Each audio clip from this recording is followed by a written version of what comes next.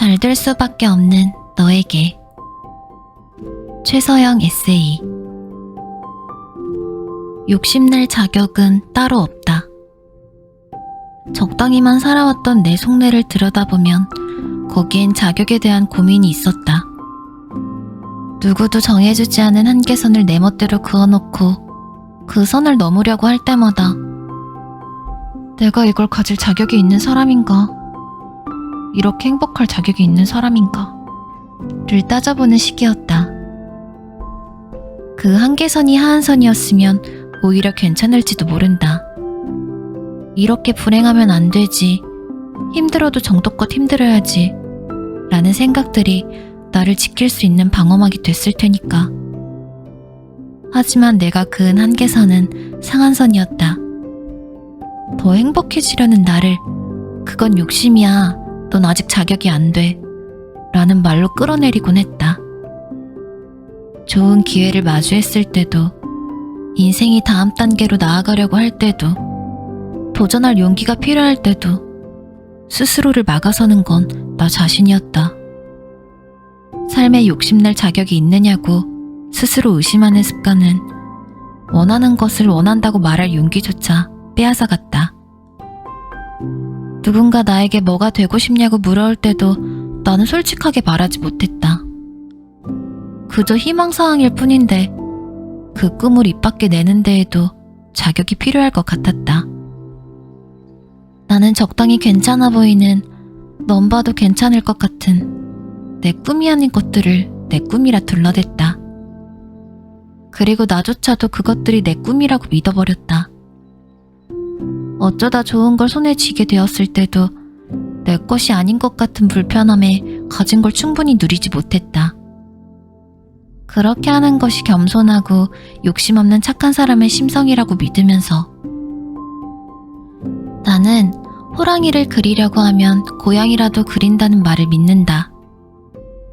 할 수 있는 선에서 가장 큰 꿈을 꾸면 설령 그 꿈을 이룰 수 없을지언정 비슷한 것이라도 이루게 된다는 뜻이다. 과거의 나는 큰 꿈은 고사하고 튀지 않으면서도 너무 뒤처지진 않게 살 것을 목표로 달렸다. 난 욕심쟁이가 아니니까. 난 욕심 부릴 자격이 되려면 멀었으니까. 그렇게 흘려보낸 청춘이 너무 아깝다고 깨달은 순간 텅 빈 집에 앉아 나에게 다시 한번 기회를 주기로 한 그날, 내가 했던 다짐들은 이랬다. 적당히 사는 거 30년 했으면 됐어. 욕심쟁이라는 소리 좀 들으면 어때?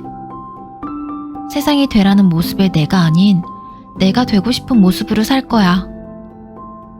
내가 선택할 수 있는 것 중에 최선을 선택하며 살자. 그동안 살아온 삶을 갈아엎을 지혜와 힘이 나에게 있을지 두려웠다. 하지만 모른 채 할 수 없이 나를 훅 파고드는 권태와 후회의 감정을 이대로 흘려보내고 싶지 않았다. 나는 텅 빈 방에서 느낀 감정들을 원동력 삼아 용기를 냈고 그 후로 내 삶은 무척 달라졌다. 원하는 걸 원한다고 말하고 좋은 걸 얻으면 과분하다는 말 대신 감사하다고 말했다. 내 욕심을 솔직히 인정하고 거기에 따라오는 비난이 있다면 그대로 받아들이기로 했다. 많이 원할수록 많이 노력해야 한다는 사실도 인정했다. 나의 에너지는 한정되어 있으니까 적당히 마음 가는 곳에 아깝게 힘을 뺄 필요가 없었다. 정말로 살고 싶은 삶과 그걸 이루는 요소들에만 집중하기 시작했다. 내 삶에 욕심내기 시작했다고 해서 모든 게 내 맘대로 되지는 않았다. 하지만 온전히 내 선택이기에 실패도 괜찮았다. 예전과 똑같이 하루 24시간을 살았지만 이번에는 정말 내가 내 삶을 사는 것 같은 기분이 들었다. 행복의 자격을 묻는 대신 그 자리에 노력을 채우기 시작했다. 적어도 나에게 있어 욕심쟁이라는 말은 세속적인 탐욕으로 가득해 분수에 넘치게 원하고 남의 것을 탐내는 사람이라는 뜻이 아니다. 내가 정의 내린 욕심쟁이는 스스로의 욕망을 인정하고 삶의 한계를 두지 않는, 두려움 없이 스스로에게 솔직한 사람이다. 삶에 욕심을 낼수록 내 삶이 내 꿈에 한 발짝 가까워지는 것은 당연한 이치다. 남의 시선 때문에 혹은 내 분수에 넘치는 것 같아서 혹은 도전이 두려워서 그동안 원하는 삶을 욕심내지 않았었다면 이제는 긍정적이고 발전적인 의미의 욕심쟁이가 되어 원하는 삶에 가까워져 보자. 고만고만하게 적당히 살지 말고 좀 더 큰 그림을 그리고 적극적으로 다가가자. 몇 달 뒤, 몇 년 뒤에 돌아보면 분명히 지금보다 훨씬 나은 모습의 내가 되어 있을 것이다. 어쩌면 당신은 정말 호랑이를 그릴 수 있을지도 모른다. 멍청해지기 싫어서 지키는 루틴. 살면서 정해온 나만의 사소한 가치관들은 자주 바뀌어왔지만 한 번도 바뀌지 않은 다짐도 있다. 겸손하자. 나도 모르게 교만해지거나 감정적으로 행동하고 있다는 것을 느낄 때면 스스로 멍청해지고 있다는 생각이 들면서 자괴감이 밀려오기 때문이다. 겸손은 내가 썩 잘난 인간이 아님을 인정하는 것에서 시작해서 지극히 평범한, 어떤 면에서는 평범에 못 미치기도 하는 나이기에 목표를 이루려면 땀 흘리며 노력해야 한다는 결론으로 끝난다. 나에게 겸손은 부족한 나를 깨닫고 더 나아지고 싶게 만드는 동기다. 언제든 내가 틀릴 수도 있다는 사실을 인지시키고 마음의 빗장을 여는 열쇠다. 그런 겸손의 마음으로 꼭 지키려고 노력하는 나의 루틴 3가지를 소개한다. 나는 이것들을 지키며 내 다짐을 되새긴다. 1. 글을 쓰자. 지금보다 더 나은 내가 되기 위해 하는 노력 중 가장 신경 쓰는 것은 글쓰기다. 머릿속에서 흘러다니는 수많은 생각을 글로 기록하고 자료로 만든다. 현재 내 지적 수준이나 감정 상태를 잘 파악하기 위해서 한두 줄이라도 무언가를 쓰려고 노력한다. 또 글쓰기는 상상 속 아이디어를 현실로 데려와준다. 쓰고 읽고 되뇌다 보면 실현 가능성이 높아지는 법이다. 형체 모르게 흩어져 있던 아이디어를 구체화해서 내 것으로 만들 수 있게 된다. 좀 더 실행력 있는 나를 만들어준다. 식단 일기를 쓰다 보면 식습관이 개선되고 감정 일기를 쓰다 보면 심리 상태가 보이는 것처럼 말이다. 실제로 나는 인스타그램으로 독서 노트를 쓴다. 내가 읽는 책의 경향을 한눈에 볼 수 있어 의식적으로 다양한 책을 읽게 되고 한 사람이라도 본다는 생각에 꾸준히 게시물을 올린다. 글쓰기가 어렵다면 그날 있었던 굵직한 사건과 거기서 느꼈던 점을 한 줄로 요약하는 것으로 글을 써보자. 우리의 목표는 명작을 쓰는 게 아니라 나를 기록함으로써 더 나은 내일을 만드는 것이다. 글 자체에 집착하지 않아도 된다. 2. 인풋과 아웃풋의 균형을 맞추자. 일상에서 인풋과 아웃풋의 균형을 맞추고자 노력한다. 하루 종일 보고 듣는 인풋을 나의 방식으로 소화하기 위해서 반드시 아웃풋을 내려고 한다. 영화를 봤다면 감상평을 남기고 음악을 들었다면 플레이리스트를 만들어보는 시기다. 이런 과정은 일상을 생산적으로 만들어줄 뿐만 아니라 나의 취향을 좀 더 분명하게 만들어준다. 보고 듣고 경험하고 끝내는 것이 아니라 그것을 재창조함으로써 창작을 연습하게 되는 것이다. 이 노력이 루틴이 되는 순간 내 모든 삶은 흘러가지 않고 어딘가에 기록되어 내 삶을 단단하게 지탱해준다. 그 경험들이 필요한 적재적소의 순간이 인생에 몇 번은 온다. 3. 몸을 쓰자. 마지막으로 반드시 몸을 쓰는 일을 한다. 규칙적인 운동은 몸 관리뿐 아니라 뇌 관리를 돕는다는 연구 결과가 많다. 땀 흘리며 몸을 움직일 때는 에너지가 몸에 집중되기 때문에 팽팽 돌던 머리가 잠깐 쉴 수 있다. 나는 매일 수영을 하는데 호흡과 손을 저는 횟수에 집중하다 보면 잡념이 사라진다. 하루 종일 분주했던 뇌가 비로소 쉬게 된다. 이렇게 머리가 쉬는 동안 무의식이 생각을 정리해주기 때문에 운동 후에는 일 처리가 훨씬 효율적으로 돌아가는 기분이 든다. 또 몸만큼 정직한 게 없어서 좋은 걸 먹여주고 많이 움직여주면 체력이라는 보상이 따른다. 무얼 잘하려면 체력이 필수다. 시간과 힘을 내 몸에 투자하는 것만큼 자기 자신을 사랑하는 방법은 없다. 이런 루틴을 반복한다고 해서 인생이 한순간에 180도 달라지는 것은 아니다. 하지만 나의 부족함과 성장을 기록하면서 겸손을 배우고 나를 알게 된다. 내가 흡수하는 것들을 통해 나의 취향을 만들어가고 나의 육체와 정신을 모두 건강하게 만든다. 멍청해지지 않기 위해 하는 나의 루틴들을 참고해서 자기만의 루틴을 만들어 보기를 권한다. 매일매일이 어렵다면 한 번씩, 하루씩 시도해서 그 기간을 점차 늘려가 보자.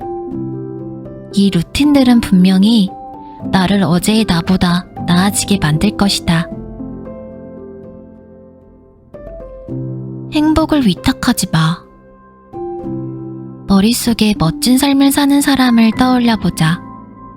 왠지 인싸여야 할 것 같고 종종 사람들의 과도한 관심도 즐길 줄 아는 사람이 떠오르는가? 나는 그런 일들을 생각하는 것만으로도 피곤하다. 사람들을 만날 때면 나도 모르게 신경 쓰는 부분이 많고 내가 상대의 눈에 거슬리게 행동할까봐 과하게 의식하게 되는 외부 자극에 대한 예민도가 높은 성격이 이유일 것이다. 많은 스트레스 요인 중에서도 마음을 집요하게 괴롭히는 것이 바로 사람에게 받는 스트레스다. 나이가 들고 사람들에게 받는 상처가 마음속에 쌓일수록 누군가에게 마음을 열고 친해지는데 좀 더 많은 시간과 정성이 필요해진다. 한번 상처받은 마음이 아무는 게 얼마나 힘든 일인지 알기에 좀 더 내 입맛에 맞는 관계를 찾게 되고 좋은 관계가 아닐 바에는 외롭더라도 홀로 있기를 선택하게 된다. 나이가 들면 나만을 위한 취미나 스트레스 해소법이 반드시 필요하다는 것도 그 때문이다. 혼자 있는 시간을 충분히 즐길 줄 아느냐, 모르느냐의 문제가 삶의 질을 결정하는 요소가 된다. 나 역시 혼자 보내는 시간을 반드시 갖는다. 책도 읽고 침대에 드러누워 드라마도 본다. 집에만 콕 박혀서 맛있는 것들을 잔뜩 시켜 먹기도 한다. 걸음이 빠른 나는 누군가를 신경 쓰며 속도를 맞추는 대신 혼자 자유롭게 산책하며 시원한 공기를 한껏 들이마신다. 그러다 우연히 들른 카페에서 수다 없이 커피와 디저트를 몰입해서 즐기기도 하고 혼자 사진을 찍기도 한다. 좋은 일을 나눌 때도 즐겁지만 남의 눈치를 보지 않고 남을 배려하느라 소비할 에너지를 오롯이 나 자신에게 쏟아붓는 행복도 그에 못지 않다. 혼자만의 시간을 즐길 줄 아는 사람은 누군가에게 행복을 위탁하지 않는다. 일면식도 없는 사람들의 일상 브이로그를 보면서 요즘은 각자만의 행복을 찾으려는 사람이 많다고 생각했다. 어쩌면 그들은 자신이 언제 행복한지를 이미 알고 있는 것 같기도 하다. 친구들과 어울리는 장면보다는 역시 혼자서 자기답게 시간을 보내는 장면들이 나의 시선을 끈다. 취향껏 꾸민 집에서 1인분의 요리를 해먹고 자기만의 방식으로 정성스레 일상을 꾸려가는 사람들. 사람은 혼자 있을 때 진짜 자기 모습이 나온다. 혼자의 내공이 높은 사람이야말로 자신을 사랑하는 방법을 알고 있는 게 아닐까? 스스로의 삶을 대접할 줄 아는 사람이라면 어떤 관계에서든 홀대받을 리가 없다. 나쁜 상황이 찾아오면 금세 빠져나가 자신만의 행복한 공간으로 가버릴 수 있을 테니까. 우리에게 주어진 시간과 에너지는 한정돼 있다. 그 한정된 시간과 에너지를 어떻게 사용하는지에 따라 한 사람의 인생이 달라진다. 나에게 집중하는 시간보다 남에게 집중하는 시간이 많아지면 잉여 시간과 잉여 에너지가 없어지게 되고 꼭 해야 하는 일 외에는 무언가를 도모할 여력이 없어진다. 결국 내 삶이 정체된다는 느낌을 받게 되어 스트레스가 쌓인다.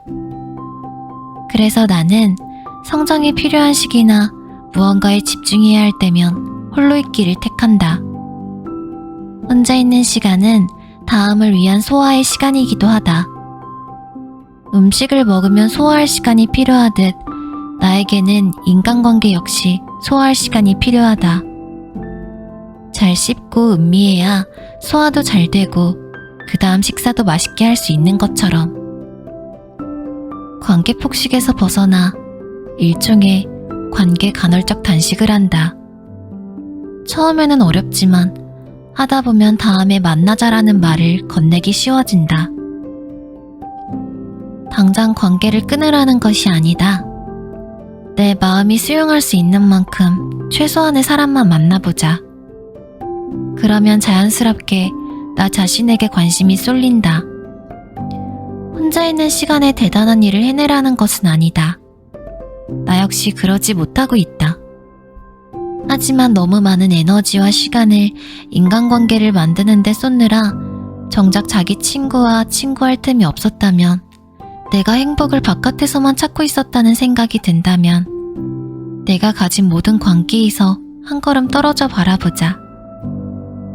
가까이 있는 것들은 서로 물드는 법. 내 주변에 좋은 것만 두고 나와 가까이 하는 시간을 가져보자. 타인과 내가 서로의 삶에 너무 깊게 개입하다 보면 정작 자기 색깔이 잃을 수밖에 없다. 특정 관계에 갇히고 거기에 과몰입하는 건 그 세계에 갇히는 것과 같다. 히키코모리나 집돌이, 집순이를 지향하라는 말이 아니다. 바깥에서 지친 나에게 숨구멍을 내주고 나만을 위한 시간에도 기분 좋아지는 일이나 작게 행복해지는 것들과 함께하며 넉넉히 여유를 주라는 말이다. 늘 바쁘고 많은 사람에게 둘러싸여 있는 것처럼 보이는 이들도 매분 매초 행복하진 않을 것이다. 어쩌면 행복은 내가 웃는 모습을 얼마나 많은 사람들이 지켜보고 있느냐와는 크게 상관없는 일일지도 모른다. 더 이상 행복을 다른 사람에게 찾는 것이 아니라는 것을 깨닫는다면 우리는 저마다 자기만의 방식으로 행복해지는 방법을 발견할 수 있지 않을까? 인생 레벨업. 작은 메일이 모여 커다란 삶이 되니까. 종이책을 읽는 게 어렵다면 이북, 오디오북도 좋다. 나에게 맞는 방식으로 책을 접하자. 일기는 아무 노트에 적어도 상관없다. 손으로 직접 일기를 쓰는 게 부담스럽다면 휴대폰을 적극 활용하자. 다이어리 어플이나 묵혀두었던 블로그를 다시 꺼내보는 것도 좋다.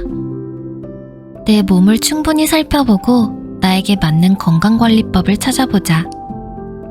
영양제를 한 움큼 먹는 것보다는 걸음걸이를 바꾸고 허리를 곧게 펴고 거울을 보며 인상을 펴고 스트레칭을 주기적으로 해주는 게 훨씬 도움이 될 것이다.